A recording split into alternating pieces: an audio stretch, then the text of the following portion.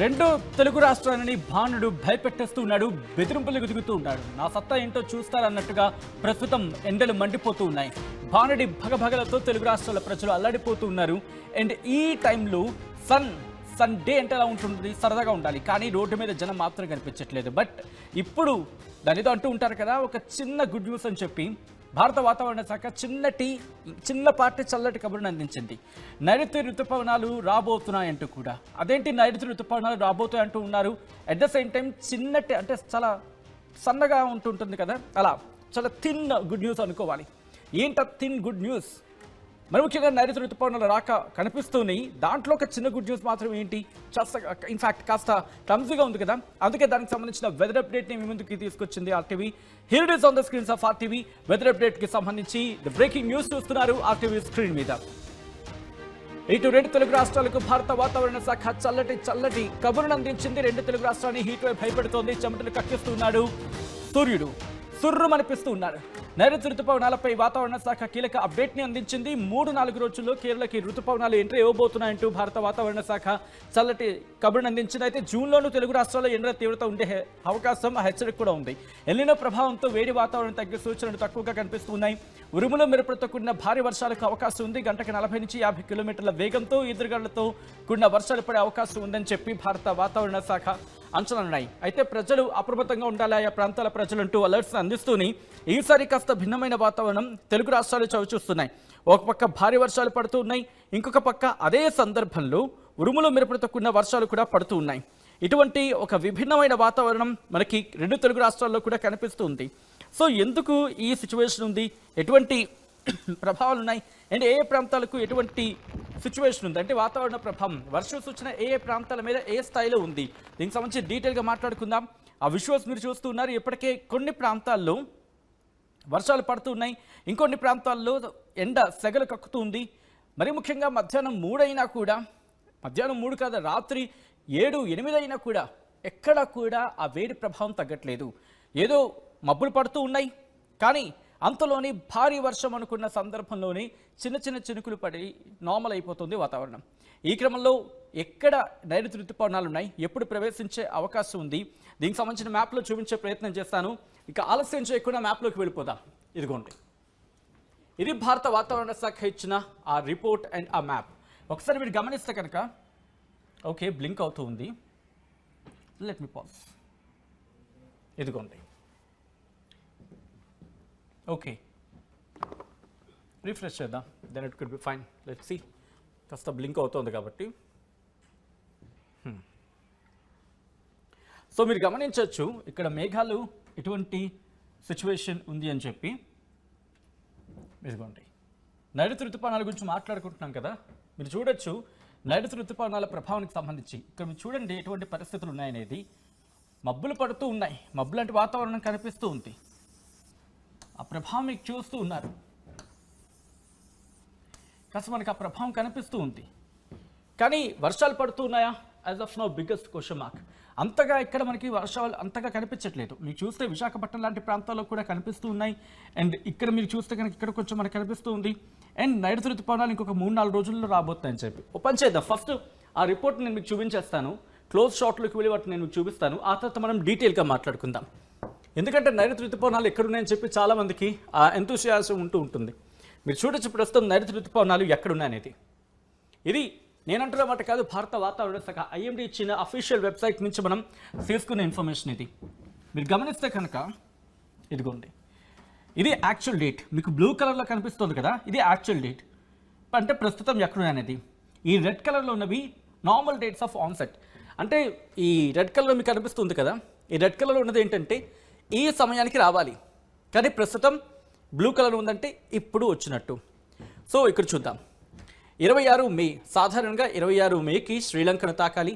Of course ఇందాక అండమాన్ నికోబార్ దీవుల్ని తాకుతాయి first, ఆ తర్వాత నుంచి శ్రీలంకను తాకుతాయి, ఆ తర్వాత నుంచి తమిళనాడు, కేరళ, ఆ తర్వాత మనకి ఆంధ్రప్రదేశ్కి సంబంధించి రాయలసీమ ప్రాంతాలు, ఆ తర్వాత కర్ణాటక, ఆ తర్వాత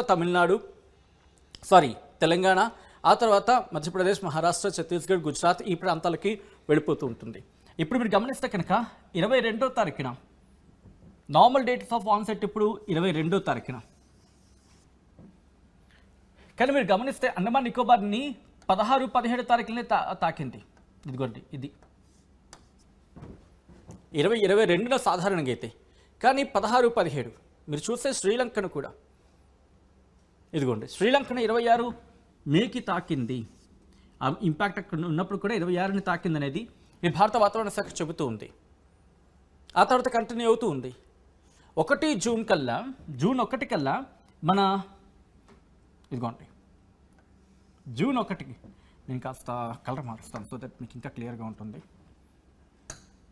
ఓకే, ఇదిగోండి జూన్ 1 మీరు గమనిస్తున్నారా? ఇది యాక్చువల్ జూన్ 1కి మనకి ఇటు తమిళనాడుని, కేరళ తీరాన్ని తాకాలి మన భారతదేశానికి వచ్చినప్పుడు.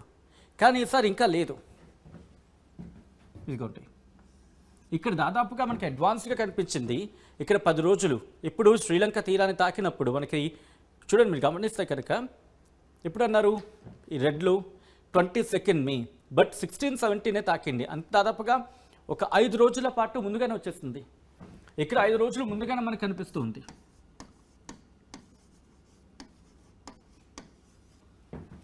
బట్ ఆ తర్వాత 26 మే, ఇదిగోండి 26 మే శ్రీలంకకు సంబంధించి మాట్లాడుకుంటే ఇదిగోండి 26 మే. బట్ శ్రీలంక మీరు చూస్తే 16-17 అన్నారు, 18-22 అన్నారు. ఆ తర్వాత మీరు చూస్తే 30-31. పోనీ ఇవన్నీ పక్కన పెడదాం. జూన్ 1న మన భారతదేశాన్ని తాకాలి. ఈరోజు ఎంత 31 కదా. మీరు చూస్తే ఇంకెక్కడే ఉంది, శ్రీలంకలోనే ఉంది. ఇంకా శ్రీలంకలోనే పరిమితమై ఉంది. సో ఇంకా శ్రీలంక తీరాన్ని మాత్రం, శ్రీలంక ఇంకా ఆ తీరాన్ని దాటి మనకి ప్రవేశించాలి. సో 1వ తారీఖుకి రావాలి సాధారణంగా. కానీ ఇంకొక 3-4 రోజులు అంటున్నారు కాబట్టి పోనీ 31 ఈ రోజు నుంచి 3-4 రోజులు అన్నారు అనుకుందాం. అంటే అయితే 3వ తారీఖున లేకపోతే 4వ తారీఖున, 3వ తారీఖున కానీ 4వ తారీఖున కానీ ఇక్కడ ఏది తమిళనాడు అలాగే కేరళ ఈ తీరాన్ని తాకే అవకాశం ఉంటుంది. అండ్ ఇదయిన తర్వాత మీరు గమనిస్తే కనుక జస్ట్ రఫ్ క్లియర్ చేస్తున్నాను సో దట్ ఇంకా క్లియర్ ఉంటుందని చెప్పి. జూన్ 5న మీరు గమనించండి, ఇదిగోండి ఈశాన్య రాష్ట్రాల నుంచి మొదలు పెడితే జూన్ 5వ తారీఖున మన ఆంధ్రప్రదేశ్లోని రాయలసీమ ప్రాంతాన్ని, కర్ణాటకను తాకాల్సి ఉంటుంది. వన్ థింగ్ ఇక్కడ నేను కలర్ మారుస్తాను సో దట్ మీకు కాస్త హైలైట్ అవుతుంది. అది చెప్పండి, జూన్ 5వ తారీఖున ఆంధ్రప్రదేశ్ని అలాగే కర్ణాటకను తాకిన తర్వాత జూన్ 10వ తారీఖున తెలంగాణతో పాటు ఉత్తరాంధ్రను తాకుతుంది. ఈ రెండింటిని కాస్త క్లోజ్ అబ్జర్వేషన్లో ఉంచండి. సో మీరు చూస్తే కనుక సో ఇక్కడికి 3-4 రోజులు, అంటే ఇక్కడి నుంచి 3-4 రోజులు అంటే 3వ తారీఖును లేకపోతే 4వ తారీఖును ఇక్కడ అడుగుపెట్టింది అనుకుందాం, మన భారతదేశంలోకి అడుగుపెట్టింది అనుకుందాం. 3వ తారీఖును 4వ తారీఖును ఇక్కడి నుంచి ఎంత ఉంది, ఒక 2-3 రోజులు లేకపోతే 3-4 రోజులు ఆలస్యం అనుకుందాం. అట్లీస్ట్లో లేస్ట్ కండిషన్స్లో 2-3 రోజులు అనుకుందాం. అంటే ఇటు మన ఆంధ్రప్రదేశ్కి ఎప్పుడు తాకే అవకాశం ఉంది, ఇదే అంచనాలు అయితే 8ని కానీ 9వ తారీఖుని కానీ తాకే అవకాశం ఉంటుంది ఆంధ్రప్రదేశ్ అండ్ కర్ణాటక. తెలంగాణను ఎప్పుడు తాకే అవకాశం ఉంది, ఎందుకంటే ఇక్కడ జూన్ 10 అంటున్నారు కాబట్టి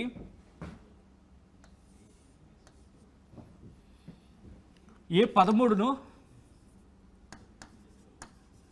లేదా 14ను తాకే అవకాశం కనిపిస్తూ ఉంది.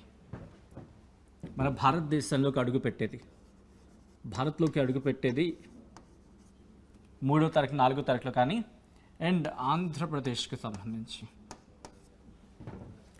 8 లేదా 9వ తారీఖు కర్ణాటకతో కలిపి, అండ్ 13, 14 తారీఖుల్లో తెలంగాణలోకి అడుగుపెట్టే అవకాశం ఇక్కడ మనకి కనిపిస్తూ ఉంది. ఒకసారి క్లోజ్ షాట్లో చూపిద్దాం, ఎందుకంటే ఇక్కడ మనకి క్లియర్గా మీరు చూస్తే కనుక విజిబిలిటీ మనకి క్లియర్గా ఉంది ఇక్కడ. బట్ ఇదే కంపారిజన్ మనం చేస్తే లాస్ట్ ఇయర్తో చూసుకొని, లాస్ట్ ఇయర్ కంపారిజన్లో ఒకసారి చూసే ప్రయత్నం చేద్దాం. ఇదిగోండి లాస్ట్ ఇయర్ కంపారిజన్లోకి చూసే ప్రయత్నం చేసినప్పుడు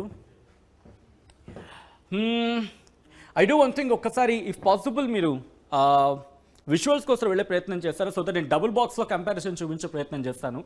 సో దట్ ఇంకా మన వాళ్ళకి క్లియర్గా అర్థమవుతుంది.